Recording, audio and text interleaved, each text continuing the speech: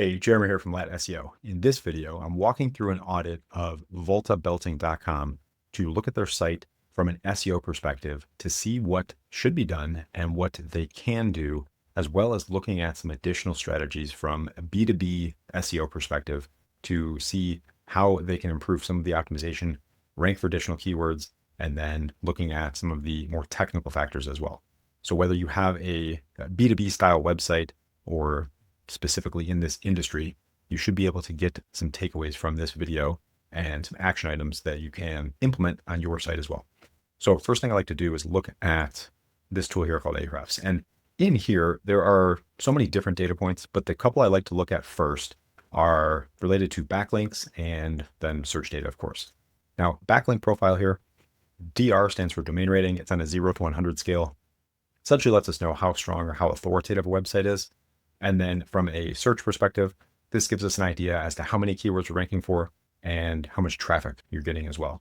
And this, as a rough ballpark, generally is going to be underreported within this tool.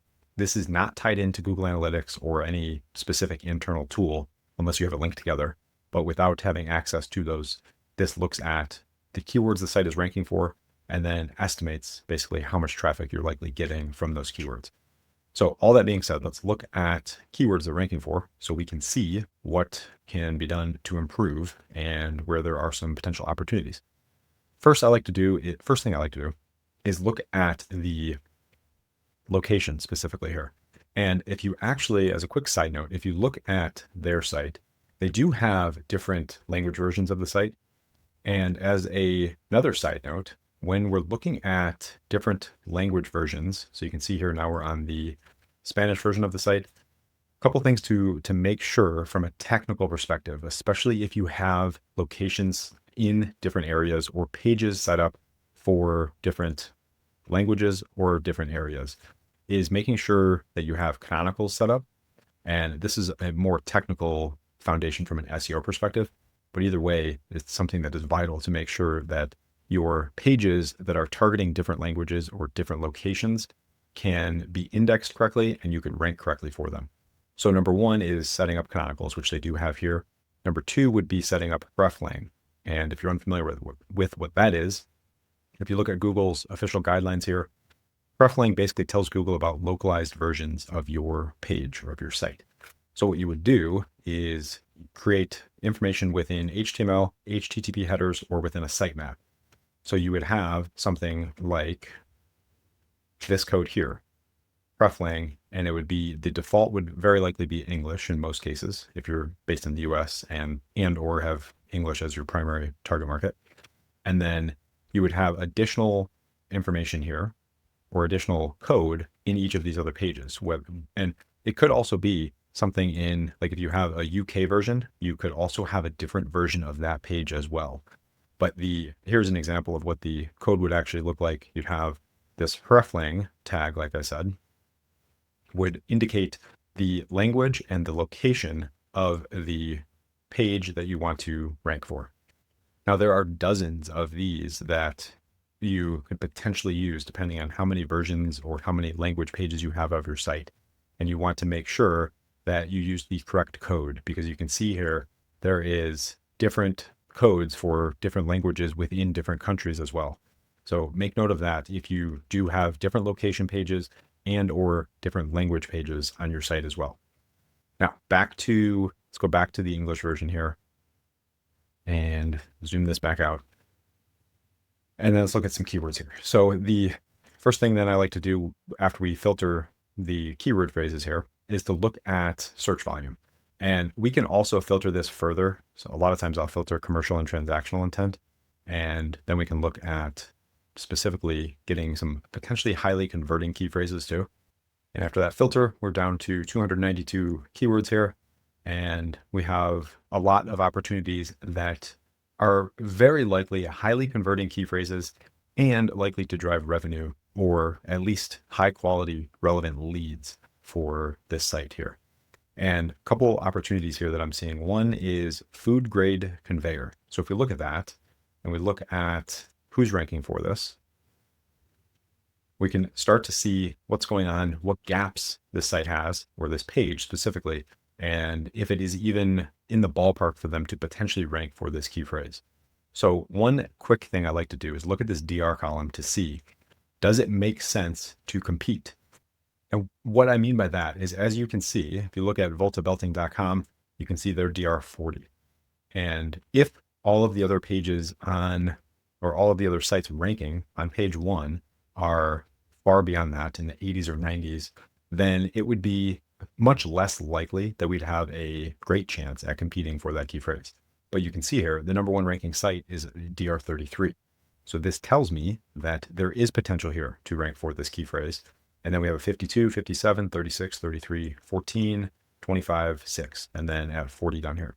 Now, number of things to look at here would be also the optimization of the title, description, URL structure, links to the page itself. So there's so many different factors to look at for determining if a page should rank or could rank for a different keyword or phrase.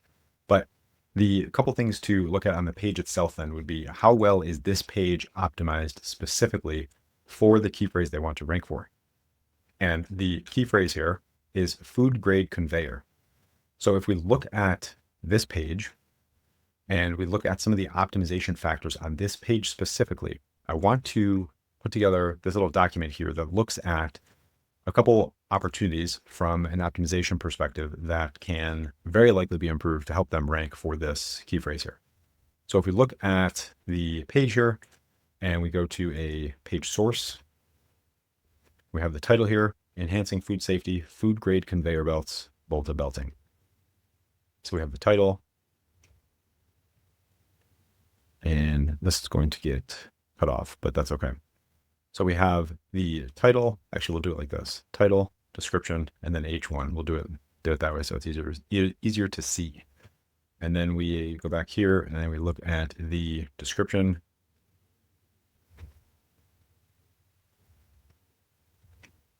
And then the H1. And if you're unfamiliar with what an H1 is almost always going to be the first large text on a page. And from an SEO perspective, an H1 is going to be the most important keyword or phrase that that page should rank for. And that's what you're telling the search engines.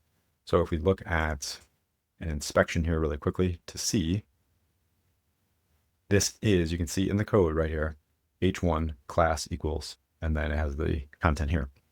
So this food grade belts is the H1. Now, where are the gaps on this page or from an SEO perspective? Again, if you remember, the target key phrase here potentially is food grade conveyor. And if we go back here, let's just say we'll add one row here and we'll go keyword, it's food grade conveyor. So the couple things to look at here, the title, it does have food grade conveyor in the title. However, it's not the furthest part over on the left of that title. So my recommendation from an SEO perspective is always putting the most important keyword or phrase that you want to rank for as far to the left in the title as possible. And so as an example here, a recommendation would be something like this: food grade conveyor belts or food safety or something like that. I would spend a little bit more time looking through that and determining if that makes sense. But it would be similar to what they have. They have enhancing food safety or maximum food safety, something like that. And I would make sure the length is set correctly as well. And then discover how food grade conveyor belts ensure food safety by reducing bacteria, promoting hygienic conditions, and enhancing product sanitation. So this description is fine. It does have food grade conveyor belts in there. And this page to me reads much more as an informational style page than a potential conversion page, especially based on that type of description. This is more of a discovery style page here instead of contact us to get more information or something like that. So again, it depends on the intent of the page itself as well.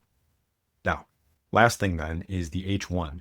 And again, the H1 is food grade belts. And that's also the URL structure here. So the interesting thing here to think about is the difference between food grade conveyor or food grade belts. And if we look at keywords here and we look at food grade conveyor compared to food grade belts, And actually for grins, let's put in the singular and plural of each of these as well. Food grade conveyors and food grade belts, and see. And we have a big difference here in potential search volume for these key phrases. So food grade conveyor has 250 searches per month. Food grade conveyors, 70. Food grade belt, 10. Food grade belts, 0 to 10. So this tells me it would make much more sense to focus on something like food grade conveyor or food grade conveyors as a primary key phrase to optimize for based on the potential search traffic. Now, that does not mean you could not also rank for food grade belt, but the primary focus, it would make more sense to optimize for a keyword or phrase that gets 25 times or more the search volume potential for this key phrase. So an opportunity then for this would be changing, have the same keyword. Actually, we'll just go like this. So disregard all these current and new. We'll go like this, make this so it's nice and neat. So there's the old, this will be the new recommendations that I have. And actually I changed the title. So we'll go back here and put this old title back in here.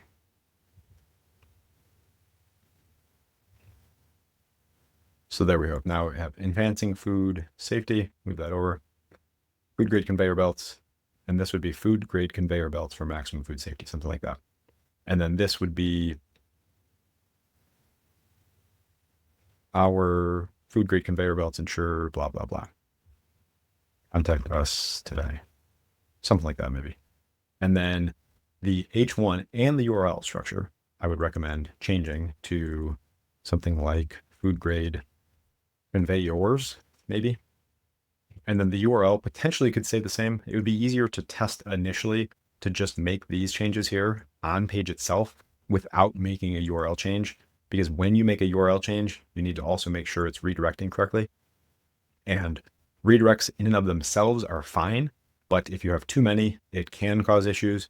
And also it can slow things down on your website depending on how many redirects you have. So most times, when possible, I recommend not having to implement a redirect. But if you do need to change the URL, or if the page changes, or if you have multiple pages that are funneling into a new page or a different page, then it makes sense to set up a redirect. But otherwise, based on the potential search volume and the primary key phrase of food grade conveyor, it would make a lot of sense to better optimize this page for that target key phrase. Now, the other thing to think about though, is as you're going through this and looking at this, if we look here, so we have food grade belts. Let's do a control F for food grade belt. So we do have food grade belts in here multiple times, which is fine. We can still, again, like I said, you can target and rank for that keyword or phrase, even if it's not the H1 or the primary focus. But it almost always makes sense to have the highest volume keyword or phrase, as long as it makes sense, to be the primary optimization for a given page. And if we look here at, again, food grade convey, so that is in here twice, just buried in the content, which again, gives them an opportunity to rank for that key phrase, but it is not the primary optimization.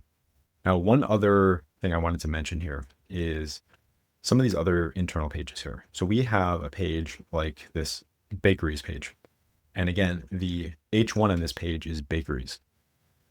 So it would make sense to optimize this H1 and some of this content for, let's see, belts for, they don't have that in there, bakeries. So bread and cake bakeries handle dough. I'm just reading through the content here to see where these keywords are headed. So they don't have that specific call out. But again, for something as specific as food grade conveyor belts for bakeries, you don't necessarily need to have that exact long tail key phrase in your content. You can still rank as long as the page is optimized for food grade conveyors or food conveyor belts, and you have information about bakeries, processing food, things like that. The big mistake I see a lot of sites make is on both sides of the spectrum, either extremely under optimizing content, so they have just information about the application itself and not how the application and their product or service relates to the application, or extreme over optimization, where you have the exact keyword or phrase, super long tail, overdone within the content too many times. And either of those are not recommended from an optimization perspective, because it'll be either extremely difficult for you to rank, or you can get penalized for having too much optimization as well. So all of that being said, one other tip I wanted to note is, as I was digging through this a little bit, I see they have a lot of PDFs and brochures. And one of the opportunities that I see a lot, especially with industrial or B2B or manufacturing style businesses, is if you look here at this search, ISO 9001 food conveyor standards, we have the AI overview at the top here, and then we have some results, and we get to the organics, and we have Volta belting right here with the PDF. Now, PDFs, a lot of times what I'll see, especially with manufacturing, industrial, B2B style websites, I see a lot of PDFs. And the problem with PDFs is a couple things. Number one, it's a very different experience than going to your website. And number two, it is more difficult for people to navigate and read through this compared to an actual web page on your site. And then number three, sometimes the linking or internal linking is either non-existent or more difficult to manage. And those are all things from an SEO perspective that would make it so that you don't necessarily want to focus on ranking PDFs as much as you'd want to focus on ranking pages on your site. Hopefully you got some value from that video. If you did, subscribe to my channel. I greatly appreciate it. And I plan to continue posting more videos like this, breaking down B2B websites, industrial manufacturing style sites, looking at gaps and ways to improve from an SEO and an AI perspective, and how to drive more traffic and more targeted revenue generating traffic for you. And that's it. I'll see you on the next one.